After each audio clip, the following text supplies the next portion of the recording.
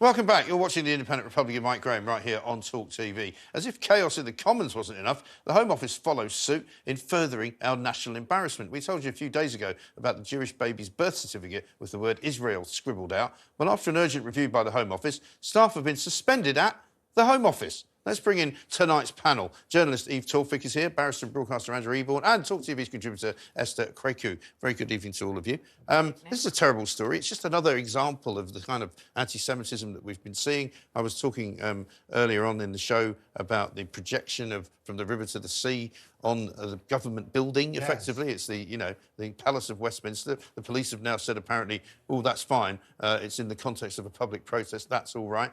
The Home Office have obviously found the culprits here and suspended some people. I find it amazing, really, and I said this the other day, that anyone who works in a civil service department thinks that's OK. That's something that they could do, and they wouldn't get any problem from it. It's quite extraordinary, as you say. Yeah. I mean, it's a bizarre situation. You say they know they found the culprits. I'm not sure they have. I think what they've done, it seems to have been an independent group where they're looking at the whole group and they say that the relevant, it might have been one of you within this group who scribbled this out. They need to look at that whole sort of stuff. Well, they've suspended them, though, which they've suspended, would suggest that they think somebody's done something. Yeah. And the passport itself, if you remember, there were two things happened. It went in pristine.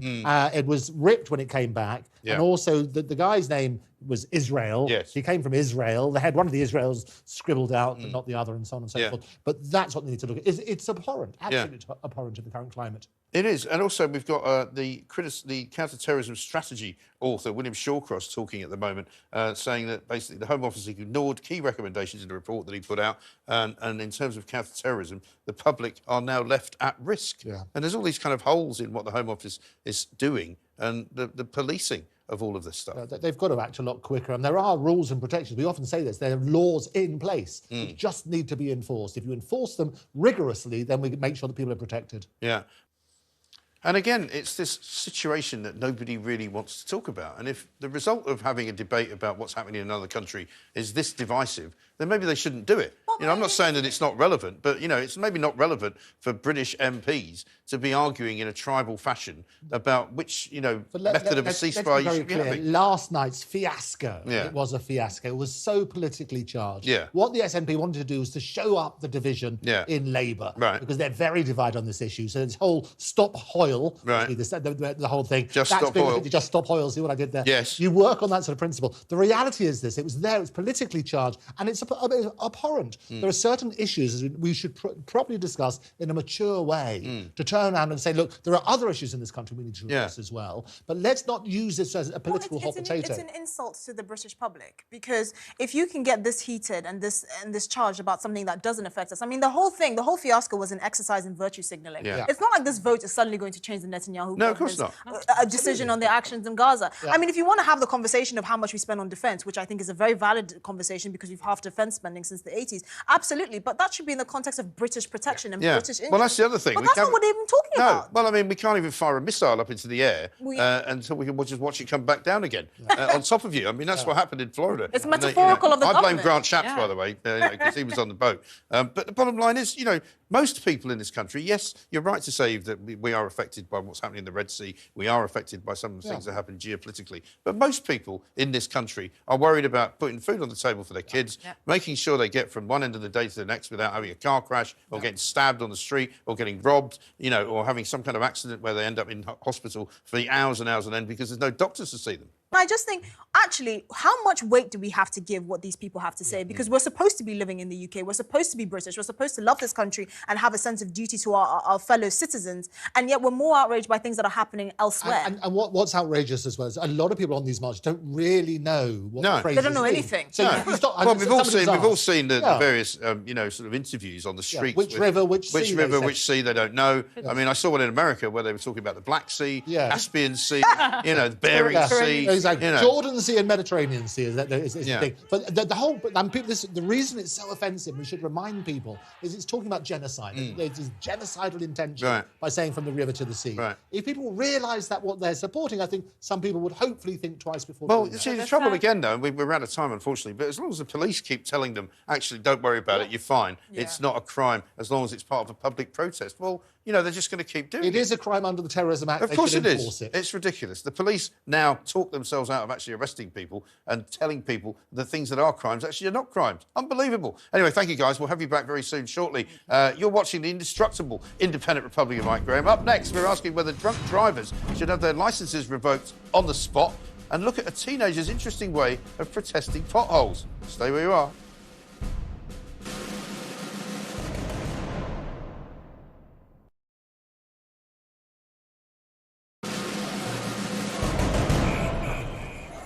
Now, it's been nearly half a century since Neil Armstrong and Buzz Aldrin became the first humans to land on the moon. And now Texan company Intuitive Machines, which is a private space company, will be the first commercial mission to land on the surface of the moon. The robotic probe, nicknamed Odysseus, which is a lunar lander, was carried into orbit by SpaceX Falcon 9 rocket on February the 15th. Intuitive Machines confirmed Odysseus is a robotic probe and it's now circling the moon. On Thursday, today, controllers will lower the orbit from just under 60 miles to 6 miles. That's about 10 kilometres if you want it in metric. This crucial manoeuvre will take place again on the moon's far side before aiming for a touchdown near the moon's south pole for around about 10:30 GMT. The area is considered a bit risky due to the numerous craters and cliffs, a bit like a road in Malmesbury. But it's also deemed prime real estate for astronauts as the permanently shadowed craters are believed to hold frozen water. Apparently, the mission is part of a NASA program to kickstart the lunar economy, and the space agency has paid $118 million to get its experiments on the moon. So we're looking now at a picture, I think, of what you could see from that particular craft. I mean, private money going into trips to the moon seems to me to be the way forward, I suppose, rather than spending a lot of public money on it. But, I mean, I don't really understand why you would want to go and live on the moon. But some people, I suppose, looking around the planet might go, well, why not? Well, there's no atmosphere. And that's well, there you go. Nobody goes I there. think we should be able to banish people to the moon. Yes. That's a good idea. I think that's great. Like, here's the thing. I think there's something a bit messed up that they're like people starving, and these like really, really rich people are basically having like a penis swinging contest and spending all this. Well, money it might trying be to that. get But the thing themselves is, to you've the all moon. jumped in on me before I was about to introduce you as being back, you see. Panel's all here, as you now know, because they're all over the place. Surprise! Like a rash. Do you know, here's a little tidbit for you, Neil Armstrong once told me to F off. Oh, did he? Really? What did you do? Did he? So, Did you say where to? No, I didn't. That would be brilliant. It was on the phone. Because, was it? yeah, I had to ring him up for a quote about a story I was doing. Yes. And it was when the Challenger space shuttle blew up. Right. You might remember, which wasn't a very nice day. It wasn't a nice But day. in the old days, you could just ring people up Yeah. and get them on the phone, which, you know, proper journalism, because he was at some university in the Midwest and I was in New York. And I rang the university and I said, can you put me through to Neil Armstrong, please?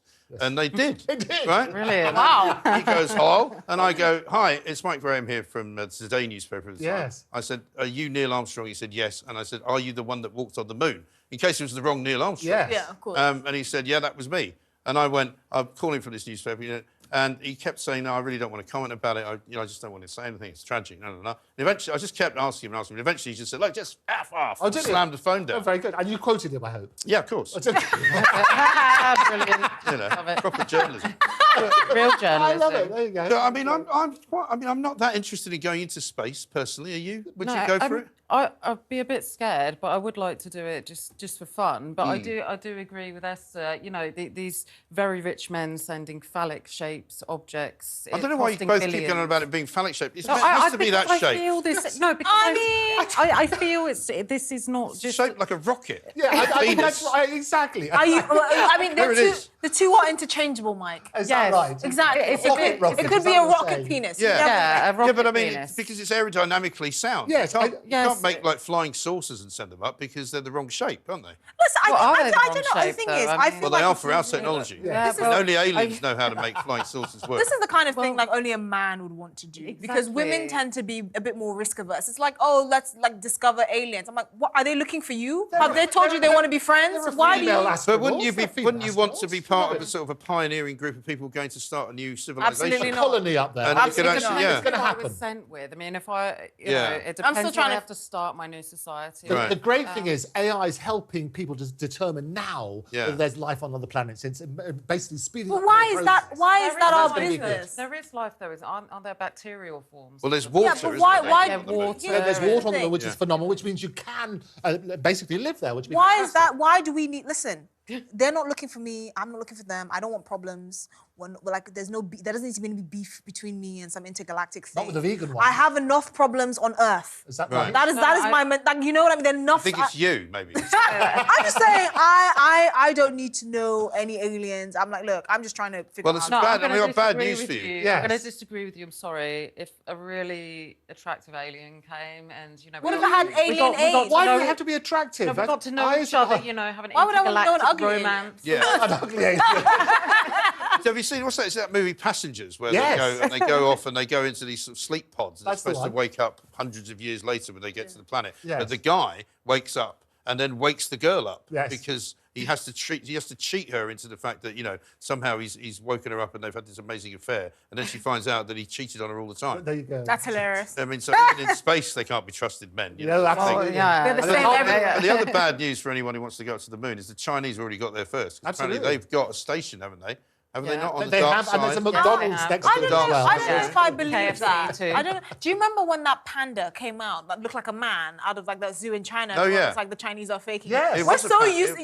But it was actually a real panda. We're so used to the Chinese faking things. I'm like. The bear wasn't real though. Do you remember the guy? The bear was real. I remember the guy in the bear suit. Yeah. He was a bear suit. Come on. No, it was real. I'm telling you. No. It wasn't. It was real. Listen, we're so used to the Chinese faking stuff that we don't even believe that it was a real bear. The panda was real. No, it wasn't. It was real. But this is the thing. The whole fuss around it was the fact that we thought they were faking it. Yeah. Yeah. And because I think they probably were. Now, back to what we were saying earlier about the business of politics. Yes. After the squabbling chaos in the House of Commons yesterday, are you sick of politicians, we asked. 97% of people said yes, they are. Trust is at an all-time low. I think it is. Fred says, never has there been a time when the public despised politicians so much. TT says, I've been sick of politicians for decades, not just since yesterday. And I mean, unfortunately, that is where we are. People just don't. Behaviour like that makes it go really, really quickly. We always say that trust comes in on foot, but leaves on horseback. Right. And all you need is scenes like we saw last night were absolutely appalling. And that was nothing to do with the real issue. No. It was all to do with politics, we said beforehand. Shocking. Let's talk about the post office, because the latest development of the post office scandal is the hope that victims are going to be cleared under new legislation. Now, we had the row this week, didn't we, with Kemi Badenoch. We still haven't really got to the bottom of that. There was an interview given to the Sunday Times by Henry Staunton. That's right. The outgoing, or no longer, head of the post office. And he kind of more or less intimated that she or the government had suggested to him, slow it all down, don't pay anybody off, lead up to the election, don't cause any reasons to frighten the horses. That row still hasn't really been resolved. She accused him of lying. He then released a piece of paper which didn't prove that he was right, actually. So what do you make of all this? Well, it's a mess, and as you say, we need to continue to shine more light and less heat on it. And when it comes out, it's been an extraordinary week for absolute denials across all sorts of things, hasn't it? On that sort of basis. What I like about this, they should be speeding up the compensation. What they've said is that they say forgive, well, it's not forgive, they were wrongly convicted. Part of it will be a few guilty people, and there are a few guilty people, will be let off as well. Right. And I always say, we always talk to guilty lawyers, of what, though? Well, no, there are the people who've been fiddling the system. And so what they're saying, there were people who were guilty, but the majority were not. Right. So, and it's much better that one guilty person gets off, and then basically you have... But if they were guilty and they did time in prison, then they've already paid their price anyway, haven't they? Exactly. Assuming, so I mean, you know, you've already if they've been found guilty, but they would be entitled to the compensation as well. So, and I think it's the blanket approach. We're always taught as lawyers, you turn around and say, look, it's much better that 99 guilty people get off than one innocent person goes down. It's also better when you pay compensation, half of it doesn't go to bloody lawyers as well. Because that's what also happens. You are right. I mean, they gave a load of money away in 2019, and I think 3/4 of it ended up going to the law firms. And that's wrong as well. They should look at that. But I think what most people find annoying is something like this tends to suck the energy out of the room. You're lying. No, you're lying. No, and most people are thinking, oh my God, we're in a cost of living crisis. Oh my God, my roads are riddled with potholes. Oh my God, I cannot see a GP. It's so infuriating when they see these kinds of stories come out and dominate the news cycle, because they're thinking this should be behind closed doors. No one should publish this because it's utterly irrelevant to our lives. But with all due respect, if it hadn't been publicised in the way it had on ITV with that brilliant drama, that's true. And I can tell you what's going to happen as well. The infected blood scandals, they can do a similar thing, I understand. Of course, and expose all of that. These things are scandalous and should never, ever, ever have happened. Absolutely, Make but it- at the making sure it's stage we're talked about at makes it now, happen. it's he said, she said. Give the victims their compensation as Yes. quickly as possible. I don't care about he's lying, she's lying. It's an insult. Yeah. It is. You're absolutely right. Let's move on to Generation Sick Note. Yes. Yes. Because there's a report that's come out which basically says that an entire generation of 18 to 30-year-olds is going to fail because they're so anxious and they're so worried about everything that they can't actually operate in modern society. The problem with some of the young generation of today is that they expect to be able to have everything. Yeah. They want to be able to have a child when Entitlement. they want to be able to have a work-life balance. holidays. They want to be able to have a nice, well-paid job. They want to have a foreign holiday. They'd like to buy a house, but they say they can't, so they want to be anxious about that. But at the end of the day, if you can't afford to have kids, don't have them. No, you know, absolutely. people who do have them and are now. This week we were hearing complaints about, childcare is so expensive. I might have to give up my job and go home and look after my child. Well, maybe you should have thought of that before you had the bloody child. Things are shifting. We should have more children, by the way. We shouldn't encourage people to have fewer kids because that's a problem. As a parent, I would say that it's time and money aren't exactly. It's not a resource that is going to be static. No, of so course. you might have kids where you're in a financially stable place, but that might change. It could. And in which case you have to get a better job or get another job. Yeah, and Well, I you can't just sit there. believe in working hard. Aspirational for people. Encourage people And to do also things. be responsible for your own life. Exactly. Yeah, But I also agree with what that, We need to make 100%. sure, and this, what we should really look at is where people genuinely need it. Then we need to make sure that we As look a after them. stopgap. But that's the point. But the statistics are horrendous. 481,000 young people aged 16 to 24 are currently unemployed. Yes. Now we need to look at why they are, Right. make it aspirational. Those who are genuinely need support, let's make sure the support mechanism is there because the system is not looking after them properly at the moment. Look after the ones who genuinely need it's it. like and everything, isn't encourage it? others. I don't think- How do we Is identify it the people who need system, it? though? Get Because professionals in there. I don't think it's about the system because when we talk about the system, we're talking about the government, right? We should have an economy that can actually encourage social mobility and growth. So yes, it shouldn't be the system. The government should be able to support you to pull you up or whatever. Actually, we should have a higher wage economy. Right, we should have a plethora of jobs that people want to do that can actually sustain the lifestyle that they absolutely. want. But we don't. We're all sharing, kind of slicing this mediocre pie and trying to split it as evenly as Exactly. possible. And people are and a falling lot through of people cracks. being brought into this country Yeah. to fulfil jobs that are not being done by the 460,000. on low wages. Which, on low wages. Yes. So we need and to the government that lets you employ them on lower wages, then you would have to exactly. pay people who actually who are currently living here. exactly. And So we, we need to look fill at in the that. gaps because actually they take more from the system than they put in because they bring in dependents. 40% of the 1.2 million people we've seen over the last 2 years come into this country are dependents. They Sure. rely on our healthcare system, education, Yeah. infrastructure, all of that. It's not the solution, and we're failing young people by not addressing Yes. it. Exactly. Individual achievement is what you should be looking people for. need a sense of Parents purpose, need you're to right. tell their kids how to live, how to be, and how to get on in life. Absolutely. Yeah. The bike I know you that save not up everybody for- has decent parents to do that, Yeah. but, that's the future. Sure. You The need to bike, work the bike that hard. you save up for is the one that you value, Yeah. rather than just getting it all. Don't buy a bike, whatever you do. I do No, think no, the just system don't. needs an overhaul, though. I mean, let's talk about, before we go to the break, Yes. respect the menopause or be sued for disability discrimination. I'm assuming all of you are far too young to go anywhere near a menopause. Although you some say women, that. some Depends on women, how you identify. some men, of course, are affected by Yes. the menopause as well. The menopause. we have And that, yes. andropause. I mean, I think this is all getting a bit silly now. I mean, I expect it? it's fine to say that some women struggle with certain health things that men don't. Men also struggle with certain health things. Flushes. I mean, it's never been a better time to be a woman in the workplace, as far as I can see. Well, I think that's right. But Isn't that also, right? I think the problem is the label. It certainly used to be a lot worse, I can tell you It that. definitely used to be a lot worse, but I think the issue with the menopause is there has been a lot of menopause discrimination in certain workplaces. So I think there's maybe more discrimination against older women. Yeah. It's not necessarily anything it's to the do with brain menopause. fog. I But think it's a lot the of women effect, I think it's the report- effect on Yeah. women. Some women get more affected, and therefore, I think labelling it as a disability It's it makes it sound Yeah, right. rare. Because- Everybody, Inaccurate. exactly, it's technically inaccurate because all women go through it, and men go through a menopause. Yeah. We need to look at the effect it has on the individual Right. and make sure there's protection in place for those individuals who need it. And if you can't do a job because you can't remember anything, you're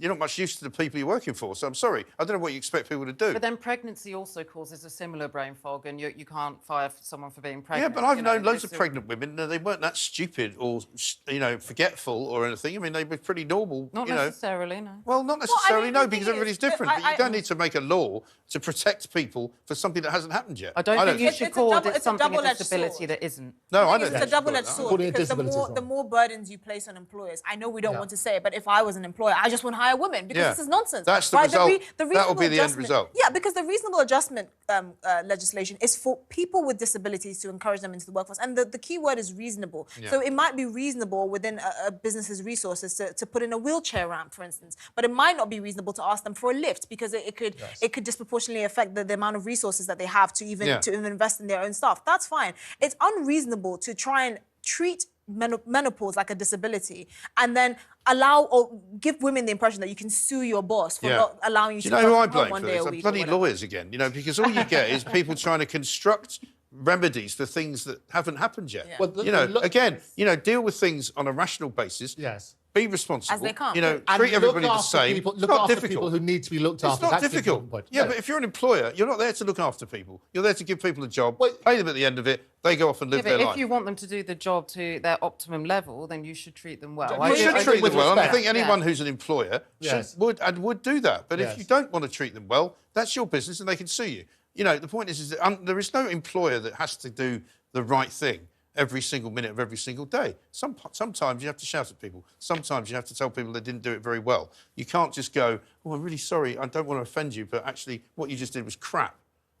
There's different ways of saying it, yes. but you have to be able to say it. No, there needs to be a meritocracy. So you don't want somebody going, "You can't say that to me because I've got brain fog because I've got the menopause." Sure. No. You know, not having it. Unless there's genuine circumstance, it goes back to the point about is it an abuse of the system? Right. And like My any of point these is you can't sort of copper bottom everything. You can't cover everything in cotton wool and hope that you'll never have a bad situation. Because you're right. Because it's life. The knock-on effect, if industry disappears because it's not high enough quality, it's going to have a knock-on effect for the whole society. Exactly. That's what you need to look at. Exactly. But the issue with this, just quickly, is that I feel women have been discriminated enough against in the workplace, and legislation like this is only going to cause people to discriminate against them more. You want to try and be a which we middle-aged don't white need. man, see how the Well, discrimination goes especially with in that. media. Yeah, Absolutely right. We It's a haven't got power minority at all. now. It's- Absolutely right. Now, coming up, Plank of the Week returns tomorrow night from 7 p.m. Here's a flavour of what you can expect.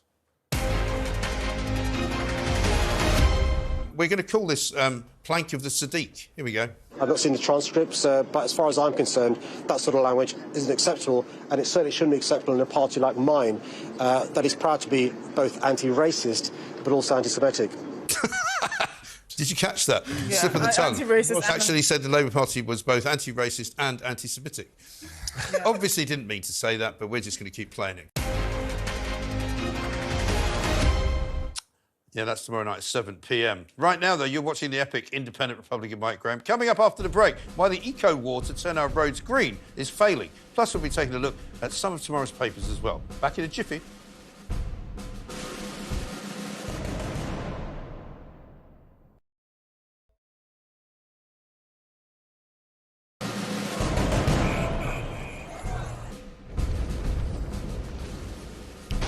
The world of woke. Now, the panel is still here, so if you want a cheap electric car, just wait a few months and the Chinese are going to be flogging exactly. you. A nice car all that the was cheap- set on fire. Yeah, exactly. Well, I Yeah. There needs to be And enough power. There needs to be enough power. And there to isn't make enough things work. electricity. There That's the aren't problem. enough charging points. Yeah. And also the fact that we've apparently had this ridiculous idea of doing away with petrol and diesel cars Yes. has kiboshed the entire car industry in Europe. And now China's making all the electric cars and we're not making them. Yeah. Now, before we get stuck into the papers, one other story I just wanted to mention. That's this story about nearly half of people, and again, younger people apparently, avoid engaging with strangers because they don't like small talk. It's extraordinary, isn't it? This is a new campaign they have on the tube as well now to say, Right. to diffuse the situation. Right. Ask somebody, oh, do you want a cup of tea? Or where do I get down the Bakerloo line? Or See, normally the signs on the tube tell you not to look at people, Well, don't they? exactly, They're apparently exactly. staring at It's somebody as a bizarre. sexual assault now. where's the new Liberty line to use Right. my freedom pass? Well, how do I All find the that sort of suffragette stuff. line? Exactly. Or a suffragette? I'm trying to get to Windrush. Toe the line. Right. But people don't know how to talk. They don't know how to talk because they're so obsessed with their machines and their little emojis and Yeah. other bits and pieces. The more smart the phones get, the less smart. But is it an age thing, no? Small talk, do you think? I think it is. I mean, I recently saw a video taken at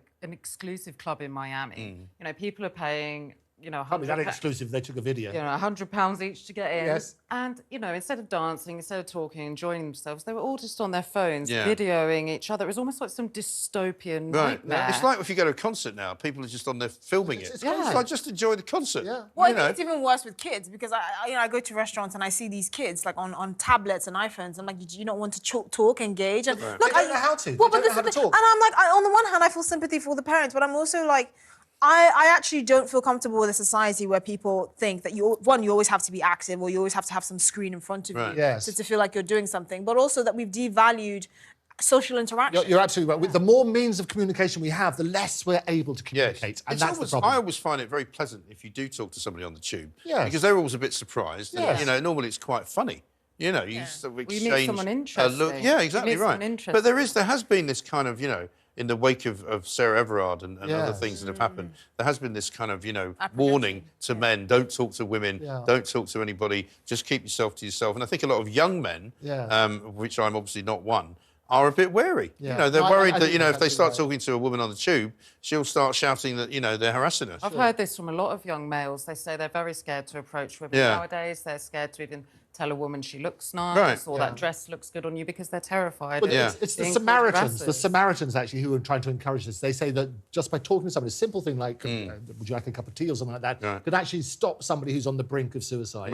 And I think that's really, really important and powerful. But we do need to get the art of talking. I think the art of conversation is what we should be doing more of. Anyway, let's go to the papers. The front of the Eye has got a new Brexit deal on food and cars could be agreed with Labour, according to EU officials. I mean, this would be the Eye newspaper saying this. Senior European sources say a closer trading relationship could be negotiated. I mean, people always forget that the trading relationship with Europe is not a very big trading relationship anyway. You know, the UK trades all over the world. The trade with the EU was quite a small part of it. You're absolutely right, Mike, and I think you need to look at that. And when they say, senior European sources say vote Labour, I mean, that's effectively what the story says. That's a Tory endorsement. Seriously, well, if that's what they're saying. I mean, look, at the end of the day, I always found it weird how the membership of the EU was held up as the standard. Like the EU, we have to do things more like the EU. I'm like, the EU is crumbling. I don't know why. Their economies are all down the thing is, your quality of life is better in the poorest state in the US. You have more disposable income in, like, I think it's like Mississippi or Alabama than you do in like France or Germany. So I really don't understand why it's held up as this bullshit. But we want to do deals. We do want to trade. I mean, that's the reality. So we don't know why it's going to be better with Labour because they don't elaborate in this story other than here's the headline, you'll all be better off as a result of it. It doesn't make sense. We need to dig a bit deeper into it. I will say I agree with you on one level. But on the other hand, you know, the Brexit means that we had to seek, you know, we had more open trade agreements. We could seek trade elsewhere with countries like China. Now, we've just said countries like China are using slave labour. They've got a lot of money in Africa where they're using cheap manual labour to produce things that we buy. And I don't necessarily think that the trade deals we're making outside of the EU are beneficial in a moral sense. But we can actually make them. The EU hasn't made a trade deal with many countries for years and years and years, so they can't agree on it. And we haven't But let's move on from that because that's what I mean. I agree on one hand, but not the other. Let's talk about Ellie Goulding. Apparently she's got a new boyfriend who's a surf instructor, mate. Oh, she's married. And she's not wearing a wedding ring. She's been frolicking with hunky Armando Perez in Costa Rica. Her husband apparently staying at home. He's and he gets the sun. He'll be delighted to see that this morning, won't he? Casper, don't get it in the morning. And he watches the Mike Graham show all the time. Yeah, well, you never know. He's finding out now. I'm not trying to be rude, but really, she's punching. She's doing well. She's a rock star. You know, she is a rock star. But the thing is, usually it's easier for men to punch upwards, especially rich men, than for I give you Madonna as an example of. I mean, that's employment. Yeah, but she's Madonna. She employs her. Everybody needs a surf instructor. I'm sorry, that's prostitution. You know. I feel Armando. This is the perfect guy to have a holiday romance. Yeah, he's just really stereotypical. He's right there, isn't he? Absolutely right. He even has a stereotypical name, Armando. Yeah, that's what I mean. It's like something you'd read in a Mills and Boon novel. I come home from Spain and go, guess what, guys? I met this lush guy. Let me tell you what Armando did to me. Oh my God. I do feel sorry. Well, maybe she'll bring it back. Who knows? I didn't recognise her there, though. Her face does look very different from. Well, to be fair to her, she's just been in the sea. Yes, exactly. She just. She was never much of a looker, but. Well, anyway. Well, she was stunning. How about this? Financial Times. Wider use of special police orders to shut down public processes at venues is to be proposed by a government-commissioned review. You spent so much time talking about Armando that we can't talk about anything else. But never mind. Great to see you all. Thank you very much indeed. Lovely to see you. That is all from me tonight. You've been watching The Independent Republic of Mike Graham. Thank you very much to all of you guys for making it so much fun. I'll see you tomorrow night at 7 p.m. with Plank of the Week, only on Talk TV.